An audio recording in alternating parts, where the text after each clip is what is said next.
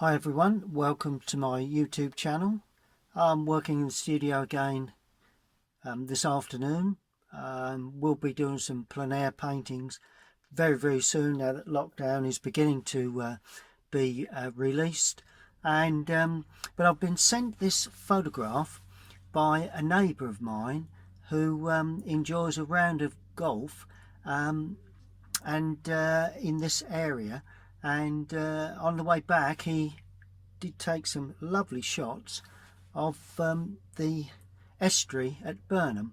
So we're more or less looking across the estuary, I would presume, and he sent me the challenge of saying, there we are, Colin, there's a lovely view, see what you do with watercolour with that one. So that's my challenge today. I would say there tend to be, it's so much easier with acrylics. So I'm going to take the challenge and do it in watercolour, which is a little bit more difficult. But I'm hoping that I get a reasonable result. It's not exact science with watercolour. Never know quite how it's all going to turn out, but that's the fun of it. So I'm going to bash on with this, and good or bad, you're going to see how I paint it and the end result. Well, as normal, I'm starting off with my normal setup. My handful of colours there, normal sort of colours, siennas and burnt umber, light red, cadmium yellow, lemon, raw siennas obviously, Windsor blue, cobalt blue and French ultramarine. Got my water pot, a rag and tissue, and that's basically my materials there, really, the brushes. And I'm going to start onto a sheet of Canson watercolour paper. It's £140 knot surface, so it's not that thick, but it's thick enough to take a reasonable wash, because this scene will be quite wet into wet. And okay, first thing I'm going to do is to put the drawing down. Well, a good thing about these sorts of paintings, the drawing will be pretty much simple, really. It's all about sky, so we don't want too much land in here. But we've got a sloping field that runs across like that. We have some hedging. Oh yeah, we've got a tree there, quite a large tree, a bush. This is all pretty much in silhouette, really. That area, yeah, I like that. I'm only putting in what I need to produce the scene. And then we have another field just in the distance there that slopes across like that. That also has hedging and trees and what have you running along, probably down to the water's edge. Then we have a lovely estuary. Now you can just about see that between those two trees. It goes across there like that, and of course then it tucks back, and that is the land there. But of course at this height we can also see the way it heads off into the distance again, and we have a bit of land there. So it's a lovely view actually across the landscape. And of course then we have the distant land right on the horizon line, and that follows along like that. And that really is, hopefully you can see that, all you need for this particular drawing before you start. Now, I don't know whether you noticed, but part of my materials was a squeegee bottle, and I'm going to use this to damp my paper, because it does need to be extremely damp. So what I'm going to do, I'm going to spread this mainly in the top part, just squeegee it in, spray it in, not so much down below, and it'll all run back and down. There we go, look at that. And then all we do is get a slightly wet, slightly damp brush just to mop off the lower area, and that is now thoroughly damp and ready for the application of paint. Spread the water evenly, there you go, because we're going to have an overall wash before we actually add any detail, really. Right, first thing we want to do, see how the board's dripping along the bottom. You can see how wet it is. very, very wet. Let me just take some of that away. It's what I'd call to the novice artist, sort of frighteningly wet. It can frighten you. Right, first thing I'm going to do, start off with Prussian blue. Sorry, Windsor blue. Could use Prussian, but I'm using Windsor. Drop that in there, a little bit of Windsor blue while it's still damp. Then I'm going in with cobalt blue. Got a little bit of red in it. There we are. A little bit of cobalt. Got a little bit of cadmium red in there. Now it may look extremely dark, and I'll be fair, it is extremely dark, but initial thoughts are that it will dry somewhat lighter. So, you know, let's just bash in and see what we get. Okay, so that's that. Now, in the lower part, we're going to introduce some cadmium red. We want a very orangey glow around that area. So let's start off with cadmium lemon, right, with a touch of the cadmium red. Two cadmiums, very strong, punchy colours. We're looking for a very orangey red tone. And we need enough red in there, and it wants to be quite a dense mix. It's got to hold, it's yellow to start, quite yellowy. Right, let's just see what we've done there. Oh, look at that, look. Is that yellow enough? Don't think so. So let's go in with it. There, that's better. And we've got a streak right the way across there, really. And that then spreads down into the lower part and even onto the grass. There we are. Now we add a bit more red, and we pull that, we bash that through like that.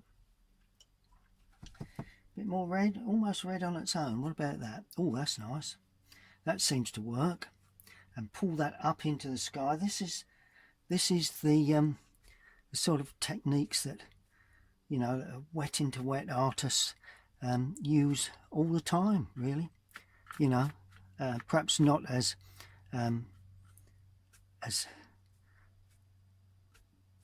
sort of spontaneous as this, but it's what it requires, I'm afraid. Right, now I'm going in at the top with a little bit more stronger blue, and just to add a little bit of depth, a bit more Windsor blue. There you are, look at that, look. There you go. All gives that a lovely streak. And just another little patch of red required, just on that bit. There we are. It'll all disappear eventually. Well, that's what I'm banking on anyway. Good. That's looking quite good.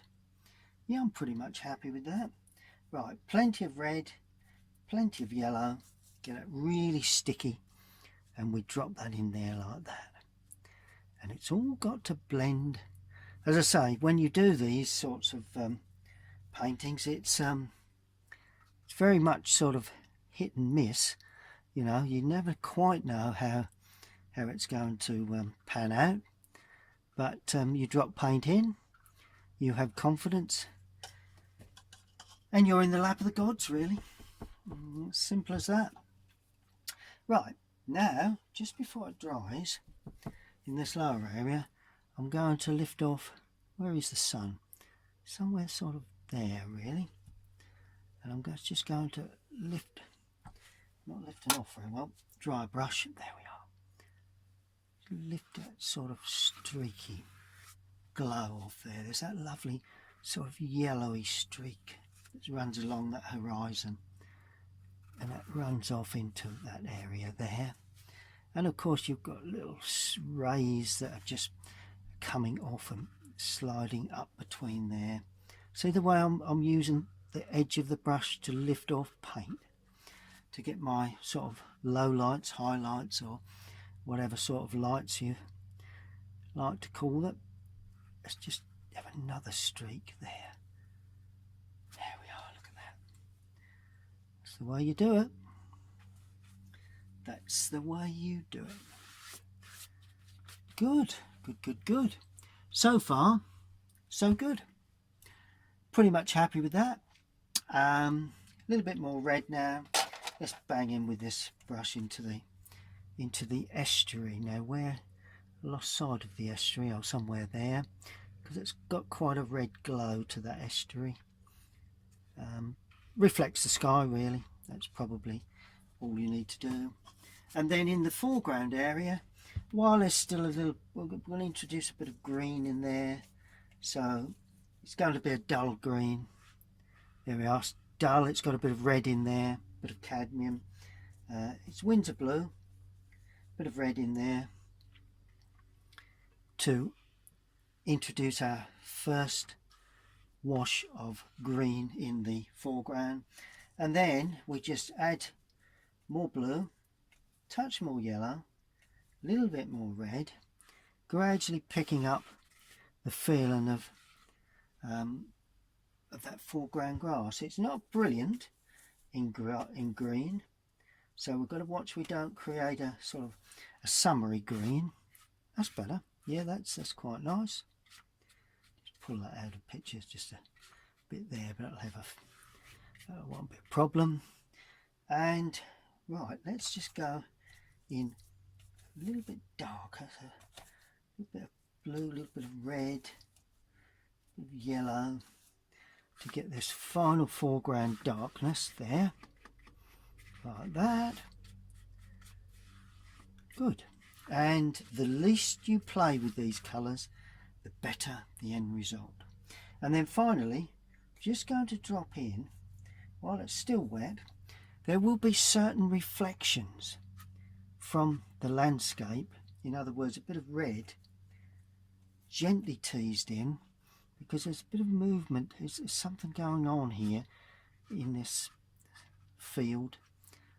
Just got a sense of a bit of red there. Just bang in a bit of red down this bottom corner. Trying not to add too much, but I just need a touch. And that now needs to be left to pretty much dry.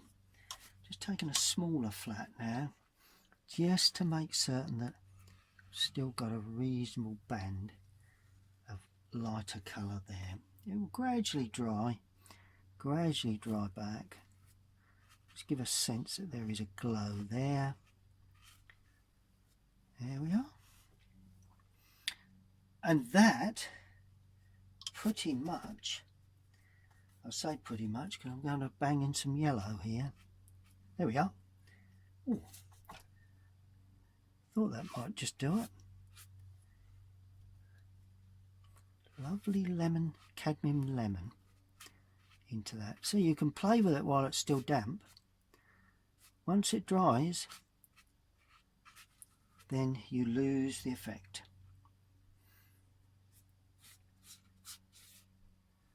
There we are. And I'm in danger of overdoing this now, so we've got to really be a little careful when we start lifting off now, because it's beginning to dry off. There we go.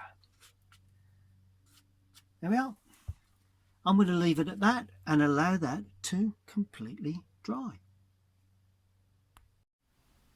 Well, there's the challenge set by my neighbour down the road, and this is first washes. It's going to be a lovely subject, I think, but one can never tell, as always with watercolour, exactly how it's all going to pan out. I hope I've got the strength of the colour correct. It actually looks a little stronger by eye than it does in the video, but yes, there you go. So that's first washes, all nice and dry for me to carry on to the, well, that's the second stage really. Well, next stage will be dealing really with this bit of distance. Now I've got to get that so it lays across. Don't want to put it at an angle, otherwise look as if it's the water is sort of going downhill or uphill. So, and we need a colour that's pretty distant. So I'm going to use ultramarine for this, with a touch of the cadmium red that I had in previously. That will give us a continuity of colour, because you do need continuity of colour, and quite weak, although it may look, using a very small brush here. That's what I'd class as my small Japanese brush. I'm going to come in from this side. So that's the distant land, like that. Should be quite dark, which it is, which is nice. And I'm going to add a touch more red, because normally as it goes away into the distance, particularly towards the light source, it gets a little lighter and somewhat more red and paler. It's all very, very suggestive. Put a little bit of distance, a bit of height to the distance there. That's looking good. Yep. And then something even with a little more red in, because I'm going to come across this area here. It's going to head off from there, and this is very much under the main light source, like that. And this is where the estuary sort of spins back. So we bring that away and right out to that right hand side behind that tree. That's it. Now a bit more of the blue going in now, just to give it a slightly different feel. And we've got a piece of sort of land that comes across there like that, and sort of heads like that as the estuary goes off out into the sea, presumably. And then let's just pull that in. It's the main estuary area, and of course we're leaving the gaps where I laid on the first washers. Now we're going quite dark, so got to vary it. Don't want it to be the same tone right the way throughout the distance. So I've got a nice little dark area there that heads off like that. That should work. And then we have the estuary again heading in to that sort of area, tapers right out like that, and that heads at a bit of a funny old angle, I think, like that. There we go. And then of course this then joins up with that as it comes around the corner. Just got to keep perspective correct, keep correct perspective. There we are. So we've got the sweep of the river running away. There we are. Touch more red to get the rest of the land in. And this is more the foreground land, so we'll have quite a bit of red in there. And that is how you achieve that estuary look. Even more red now. Might as well bang in plenty of red, because we're in that sort of area where the sky is really shining through. And of course the underwashes will come through as the painting dries. And that is pretty much all you need to denote the distant sort of, it's land, I suppose. Well, it is land, but and not too straight along the top there. There we go. Just make certain that that runs across correctly, because we do need to have the whole thing running away at the correct angle, because if it isn't, it'll never look right. Okay, well I think that's pretty much it. Good. Right, you are. Let's allow that to dry. Well, while that distance is drying, you'll gradually see the underpainting shining through. So that's the reason I put the wash on right the way across. Now I'm looking for a green area there. It's quite a brilliant green, actually. Surprised me how green that area is. It's quite a deep dark green, but it's got a bit of yellow to it. So let's try this. Here we are, look at that. And of course that will there again show the land you know, the underpainting of the land, or the original painting that I put on. Good, that's okay. Well, I mean, you know, these sunsets are not that difficult to get to come off, but it's easy enough for me to say now that I'm pretty confident that I know where I'm going with this. But of course, it's still early days, so I've got to be a little, must be overconfident here. Okay, now along the edge of that sloping field into the water's edge, you've got to remember these trees are going to be extremely dark. So I'm going to use a flat again now with lots of really dark paint. Now for that I'm going to use Windsor Blue and Cadmium Yellow to get a really, really dark, not too much red at this stage, although I'm just talking as I'm mixing. Yeah, I think that's it. And all we need now is the tops of these very dark sort of trees, really. And it's pretty much straight along where they meet the land, but we do have trees hanging up like that. It's sort of like a hedging, really, but it's quite uneven. Another little hedge there, trying little trees and what have you. Another taller one there. May get a bit of bleed into the distance, which I'm not too sure that really hurts at all. Well, say hurts. Not sure that really causes a major problem. And then some uneven tops to a bit of hedging, and no actual gaps there. And just try and get different shapes. You know, what are tree shapes, you know, in the distance? They are pretty much as you see them there, really. And then, of course, because we're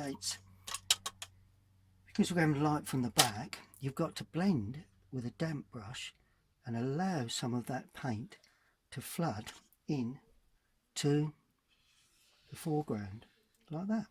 So it's not a hard edge, it's a blurred edge up to the dark area. And all of a sudden, you've got a bank of trees on the water's edge, well, framed by the water in the distance, which is in turn framed by the sky itself. Now, next area will be also a very dark area, but this time we're going to go in with some real solid paint. I mean, it's not neat paint by any means, but it is pretty solid in mix. And I'm actually making the tip actually spray out a little. See where the tip of that brush, so I bang it like that onto the palette until it opens up, because this tree is the nearest tree to us, far closer than any other tree we've got. And then all I do is just stab at it, creating the illusion of branches. Still a little wet.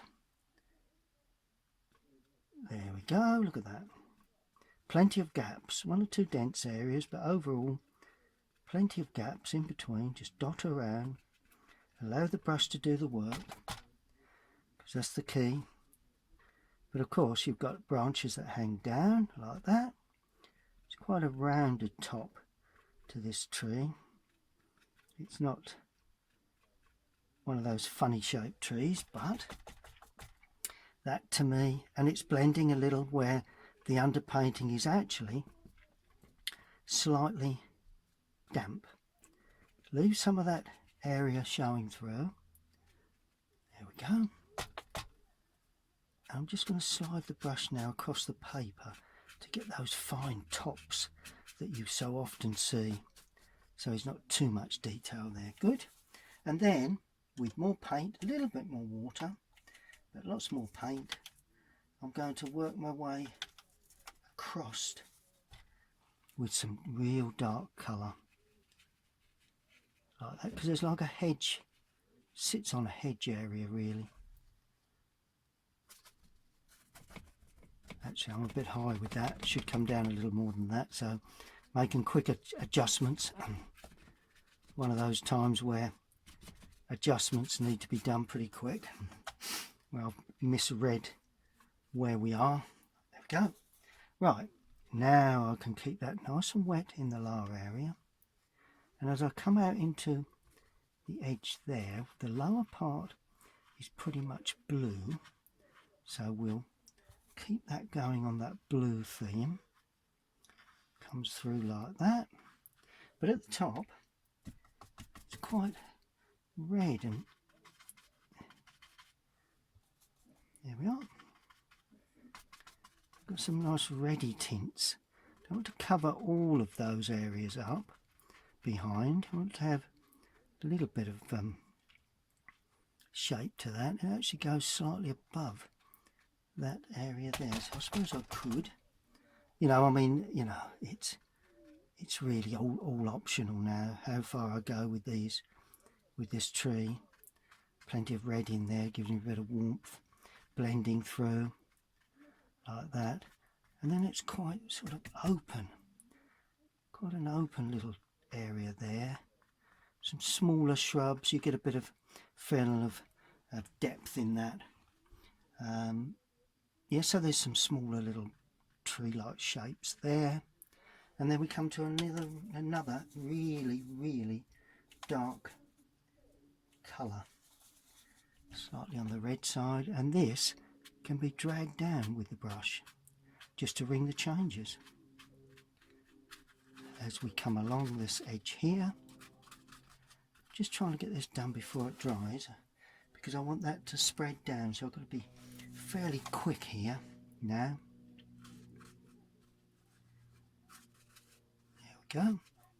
Just keep laying the paint on in a quick sort of motion as a hedge sort of tapers and heads off down that edge there, like that. That's good. And just before it dries, with a damp brush, hope I've caught it enough, quicker enough, yeah, I think so. Just before it dries, just damp the paper underneath, so you get that lovely blurred edge again, just as I did previous, because if you don't, unfortunately, you don't get the feeling of shadow. Just bring that down like that, and allow that to dry. Yeah. Let's just sit back and have a look at that, see how far we are. Just one thing I've got to do is just bring in the edge of the field. There's another area there of trees. It won't be as dark, but I think it needs putting in. Area of small hedging there that runs away like that. And we've got one or two little sort of tops of hedges that runs away like that. There we go. Bring it right the way over there. The other one will dominate anyway. Bring that right through like that, and then as always, damp brush underneath it, and that will then blend through as if it's got a shadow. So we've got a lovely sort of two-tone feel, light dark, light dark. That's good.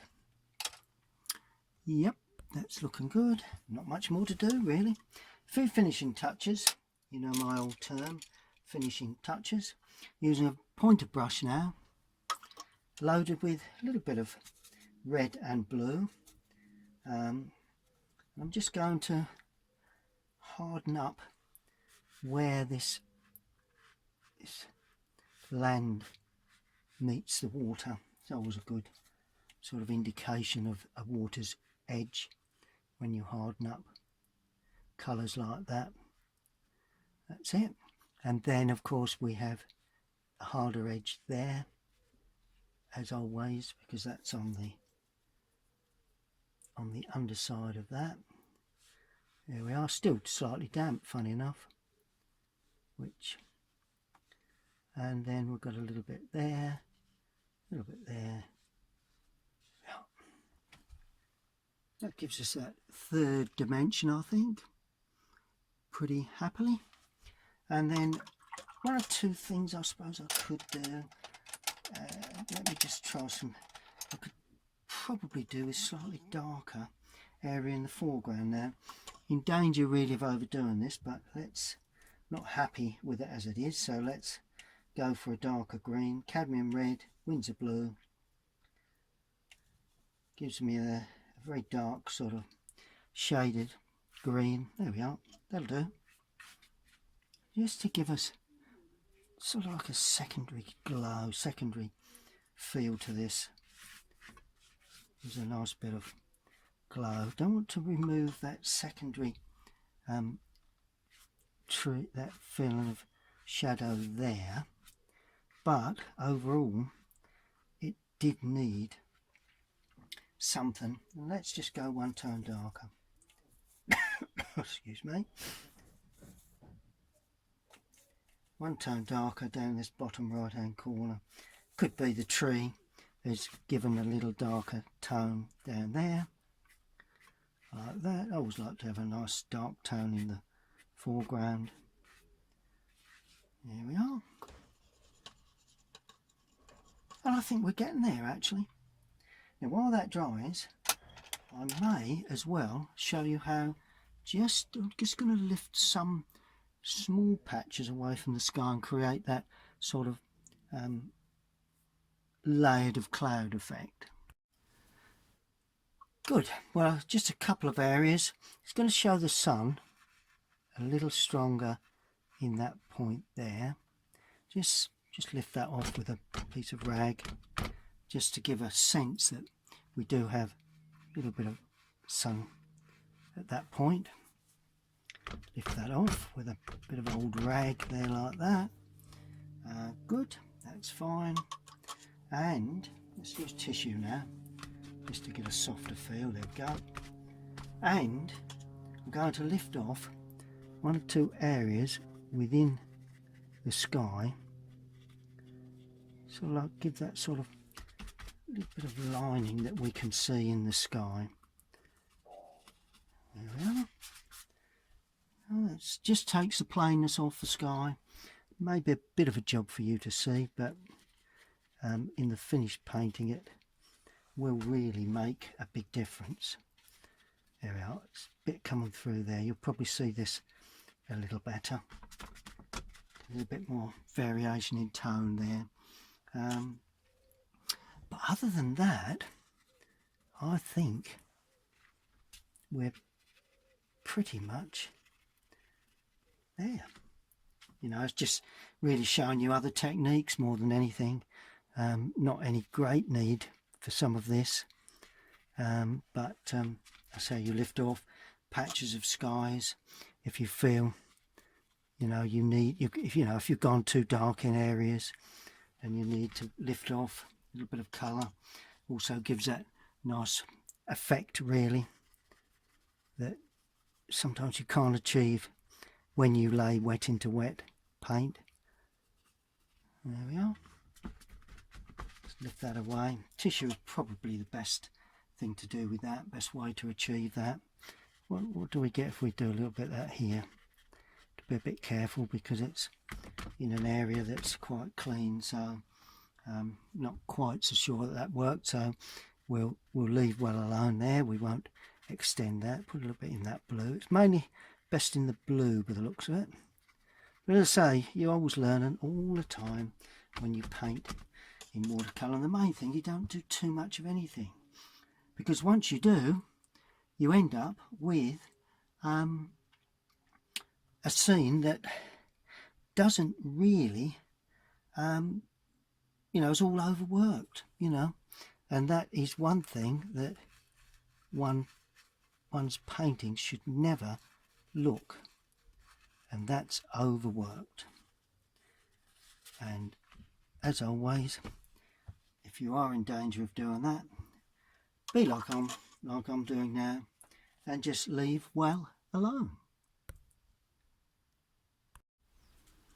Well, there you have the scene, and this is my version. I will say my version because it always is a version. It's never exact copy, because otherwise you just use the photograph and frame it and put it on your wall if you wanted an exact copy. But it just needs signing really. I've removed the surround so you've got a nice white edge, and I think I'm going to sign in the bottom right hand corner quite simply with my normal signature in fairly dark paint, and it's the same paint as I've used for the painting in my normal way, like that. Good. Well, that's my version of a sunset across the estuary down at Burnham on the Essex coast. Lovely part of the country. And if you enjoyed that video, please, bottom right hand corner, please subscribe, because you can then get notifications, or click the notification button so that, or the bell, so that you get notifications when I upload any more, and you can save them to your save box or see them straight away. Happy painting, and I'll see you all again very, very soon. And if you would like to see more of my work, visit my website, Colinsteedart.com. Thank you very much for watching.